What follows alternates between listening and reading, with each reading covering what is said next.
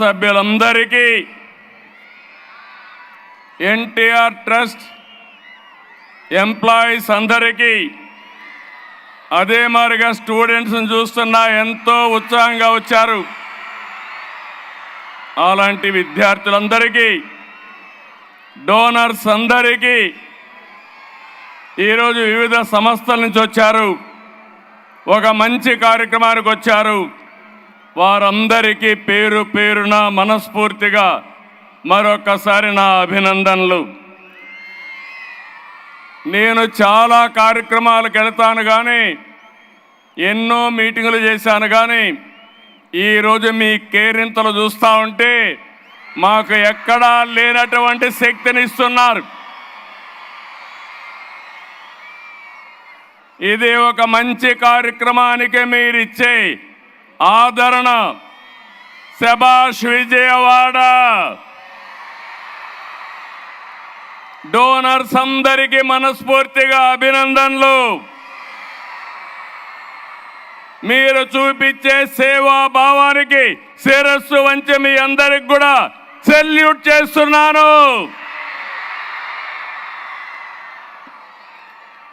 ఈరోజు ఒక మంచి కార్యక్రమం. తలసీమయ చిన్నారులు ఆర్థిక ఇబ్బందులు ఒక పక్క, ఇంకో పక్క మీరు చూస్తే ఆరోగ్య సమస్య. అలాంటి సందర్భంలో ఒక మంచి కార్యక్రమానికి శ్రీకారం చుట్టినటువంటి మెమోరియల్ ట్రస్ట్ని మనస్ఫూర్తిగా అభినందిస్తున్నాను. ఏదో చెప్పడం కాదు, 200 మందికి సేవలు అందించి కాదు ఇంకా పెద్ద ఎత్తున చేయాలని ముందుకొచ్చిన మనసుండే వ్యక్తి భువనేశ్వరి గారని చెప్పి కూడా నేను మీకు తెలియజేస్తున్నా. అందుకే ఎన్టీఆర్ మెమోరియల్ ట్రస్ట్ని, ఇంకో పక్కన అక్కడ పనిచేసే సిబ్బందికి గట్టిగా చప్పట్లు కొట్టి మీరందరూ కూడా అభినందించాలి, ఆశీర్వదించాలి. ఇందులో నా పాత్ర ఏమీ లేదు, నేను ఎవ్వరికీ చెప్పలేదు. మా నాయకులకి మా కార్యకర్తలకు కూడా ఒక్క మాట కూడా చెప్పలేదు. కానీ ఈరోజు మీటింగ్ చూస్తే మేమెవరు ఆర్గనైజ్ చేయనంతగా బ్రహ్మాండంగా చేశారంటే ఒక మంచి సంకల్పానికి ఎప్పుడూ ప్రజల సహకారం ఉంటుందనడానికి ఇది ఒక ఉదాహరణ అని చెప్పి కూడా నేను మీకు తెలియజేస్తున్నా. మీరందరూ చూస్తే ఎన్టీఆర్ అంటే తెలుగు జాతి పౌరుషం, మంచి పాలన మాత్రమే కాదు, ఎన్టీఆర్ అంటే మంచి సమాజం కోసం నిరంతరం తప్పించిన వ్యక్తి. పొరిగవాడికి సాయం చేయడం, కష్టంపై స్పందించడం ఎన్టీఆర్ యొక్క నిజ స్వరూపం అని చెప్పి కూడా నేను మీకు తెలియజేస్తున్నా. ఈరోజు ఒక ఆనందంగా ఉంది. ఓసారి కొన్ని నిర్ణయాలు వస్తాయి. ఒకరోజు మా అత్తగారు బసవతారకం గారు క్యాన్సర్తో చనిపోయారు. మేము చాలా బాధపడ్డాం. ఆవిడకి సరి అయిన ట్రీట్మెంట్ కూడా ఇప్పించాలంటే అప్పుడు హాస్పిటల్స్ కూడా పెద్దగా లేవు. బాంబేలో ఒక హాస్పిటల్ ఉండేది, చెన్నైలో ఒక హాస్పిటల్ ఉండేది.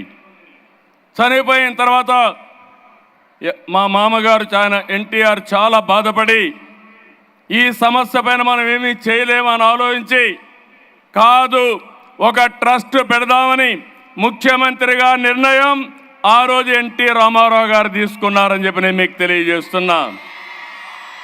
ఒక విషాదం, ఒక మంచికి విత్తనం పడింది. అదే బసవతారకం క్యాన్సర్ హాస్పిటల్. ఆ తర్వాత నేను ముఖ్యమంత్రి అయిన తర్వాత బసవతారకం క్యాన్సర్ హాస్పిటల్ని అభివృద్ధి చేసి నిధులు ఇప్పించి ఆనాటి ప్రధానమంత్రి వాజ్పేయి గారి ద్వారా ఇనాగరేషన్ చేశాం. తర్వాత అబ్దుల్ కలాం వచ్చారు, ఆయన కూడా ఆశీర్వదించాడు. ఈరోజు బాలకృష్ణ గారు బసవతారకం క్యాన్సర్ హాస్పిటల్ని సమర్థవంతంగా ముందుకు తీసుకెళ్తున్నారు. అదే సమయంలో ఎన్టీ రామారావు గారు చనిపోయిన తర్వాత, నేను ముఖ్యమంత్రి అయిన తర్వాత ఎక్కడ చూసినా కార్యకర్తల్ని పొట్టున పెట్టుకునే పరిస్థితి వచ్చింది. కొంతమంది ఏవైతే ఫ్యాక్షన్ పాలిటిక్స్లో చాలామందిని చంపేశారు, తండ్రులు లేని అనాథలయ్యారు. అదే మాదిరిగా నక్సలైట్స్ ఉద్యమంలో కొంతమందిని కోల్పోయాం, బస్ యాక్సిడెంట్లో కోల్పోయాం, యాక్సిడెంట్స్లో కోల్పోయాం. అప్పుడు నాకు అనిపించింది, తెలుగుదేశం పార్టీని నమ్ముకున్న తెలుగుదేశం పార్టీ కుటుంబ సభ్యులు, నా కుటుంబ సభ్యులు అనాథలు కాకూడదనే ఉద్దేశంతోనే ఎన్టీఆర్ మెమోరియల్ స్కూల్ పెట్టి మొట్టమొదటిగా శ్రీకారం చుట్టాం. ఇది కూడా మీరు ఒకసారి ఆలోచిస్తే ఒక బాధ ఆవేదనలో పుట్టింది ఎన్టీఆర్ మెమోరియల్ ట్రస్ట్ అని చెప్పి కూడా నేను మీకు తెలియజేస్తున్నా. అప్పటి నుంచి ఇప్పుడు చాలామంది చెప్పారు కాబట్టి నేను డీటెయిల్స్గా పోవడం లేదు. ఆరోగ్యం, విద్య, విపత్తు సాయం, స్కిల్ డెవలప్మెంట్, మహిళా సాధికారిత, ఇలాంటి కార్యక్రమాలు అనేక కార్యక్రమాల్లో దూసుకెళ్తున్నాం. ఇదే సమయంలో ఇంకొక విషయం మీరు చూస్తే నాంది ఫౌండేషన్ పెట్టాం. నేను అమెరికాకు పోయి అమెరికాలో ఎన్ఆర్ఐస్ అందరూ కలిసి మేము కూడా రాష్ట్రానికి సేవ చేయాలి, తెలుగు జాతికి సేవ చేయాలి. గవర్నమెంట్లు ఎప్పుడైనా పోయినప్పుడు ఇబ్బందులు వస్తాయి, ఒక మార్గం చూపేయమంటే నాంది ఫౌండేషన్ పెట్టి ఆ రోజు డాక్టర్ రెడ్డీస్ ల్యాబొరేటరీస్ చైర్మన్ని దానికి లీడర్గా పెట్టాం, చైర్మన్గా పెట్టాం. ఆ తర్వాత ఆయన చనిపోయేటప్పుడు అదే పనిగా ఆనంద మహేంద్రకు చెప్పి, ఇది నాకు చంద్రబాబు నాయుడు గారు అప్పచెప్పారు, నేను దీనిని మీకు అప్పచెప్తున్నాను, ఇది దేశ సంపద, భవిష్యత్తులో జాగ్రత్తగా చూసుకోమని ఆ రోజు రెడ్డి గారు ఆనంద మహేంద్రకు అప్పచెప్పారు.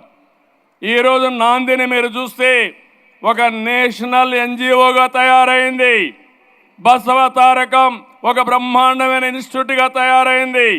ఒక ఎన్టీఆర్ మెమోరియల్ ట్రస్ట్ ఈరోజు ఈ విధంగా సక్సెస్ అయ్యే పరిస్థితికి వచ్చింది. నేను గర్వపడుతున్న ఇద్దరిని చూసి. బాలకృష్ణ తల్లి పేరుతో వైద్య సేవలు అందిస్తున్నాడు, భువనేశ్వరి తండ్రి పేరుతో ఎన్టీఆర్ మెమోరియల్ ట్రస్ట్ రన్ చేస్తున్నారు. ఆ పుణ్య దంపతులకి దక్కిన ఏకైక గౌరవం ఇది. మరొక్కసారి ఆ పుణ్య దంపతులు తలుచుకోవాల్సిన బాధ్యత మనందరి పైన ఉంది.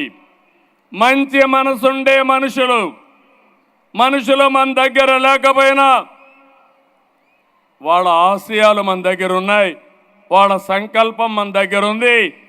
అటు బసవ తారకం క్యాన్సర్ హాస్పిటల్ కానీ, ఇటు ఎన్టీఆర్ మెమోరియల్ ట్రస్ట్ కానీ శాశ్వతంగా ఉంటాయి.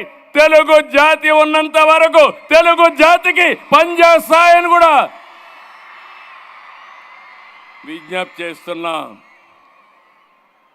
ఈరోజు ఒక మంచి కాస్ కోసం ఈ కార్యక్రమాన్ని ఏర్పాటు చేశాం. నేను దానికంటే ఎక్కువ ఆనందపడుతున్నా. ఇన్ని వేల మందిలో సేవాభావాన్ని రగిలించడానికి ఈరోజు ఈ కార్యక్రమం ఉపయోగపడే పరిస్థితి వచ్చింది. సేవాభావం వస్తే అక్కడి నుంచి కార్యక్రమాలు ఆటోమేటిక్గా జరిగే పరిస్థితి వస్తుంది. ఈరోజు యూఫోరియా మ్యూజికల్ నైట్ పెట్టారు. ఎగ్జాక్ట్గా 28 సంవత్సరాలైంది. నాకు ఇప్పటికి కూడా జ్ఞాపకం, 11 సంవత్సరంలో స్వరవేద కార్యక్రమం ఆ రోజు గచ్చిబౌలిలో పెట్టాం. ఆ తర్వాత ఈ కార్యక్రమాన్ని రెండో కార్యక్రమం కింద ఈ కార్యక్రమాన్ని తీసుకున్నారు. ఆ రోజు ఈరోజు మీరు చూస్తే ఒక పక్కన శివమణి అప్పుడు వచ్చాడు, ఈరోజు కూడా వచ్చాడు. చాలా సంతోషం. ఈరోజు మీరు ఇక్కడ పనిచేసిన వాళ్ళు చూస్తే తమన్ గారిని మనస్ఫూర్తిగా అభినందిస్తున్నాను. ఒక్క రూపాయి కూడా తీసుకోకుండా నా వంతు కర్తవ్యంగా ట్రస్టుకు పనిచేస్తానని ముందుకొచ్చారు. వారి స్ఫూర్తికి మనస్ఫూర్తిగా ధన్యవాదాలు. ఒక మంచి పని ఉంటే వ్యక్తులు ఏ విధంగా స్పందిస్తారంటే, ఇప్పుడే మా మిత్రుడు పవన్ కళ్యాణ్ గారు 1,00,000 రూపాయలు టికెట్ తీసుకోకుండా 50 లక్షల రూపాయలు ట్రస్ట్కు విరాళంగా ఇచ్చాడంటే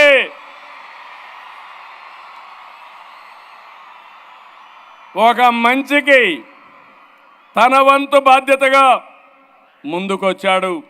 ఆయన్ను కూడా మనస్ఫూర్తిగా అభినందిస్తున్నా. నేను ఈరోజు ఇంతకంటే ఎక్కువ మాట్లాడను. ఎక్కువ మాట్లాడితే కరెక్ట్గా ఉండదు. ఇక్కడ రాజకీయాలు లేవు. 28 సంవత్సరాలుగా ఎన్టీఆర్ మెమోరియల్ ట్రస్ట్కి కానీ దగ్గర 33 సంవత్సరాలు అవుతుంది. హెరిటేజ్కి కానీ పెట్టాను, కానీ కంపెనీ స్థాపించాను, కానీ ఆ తర్వాత ఎక్కడ కూడా ఒక ఫేవర్ జరగకుండా మెరిట్ ప్రకారం మీరే ముందుకు పోవాలని చెప్పాను.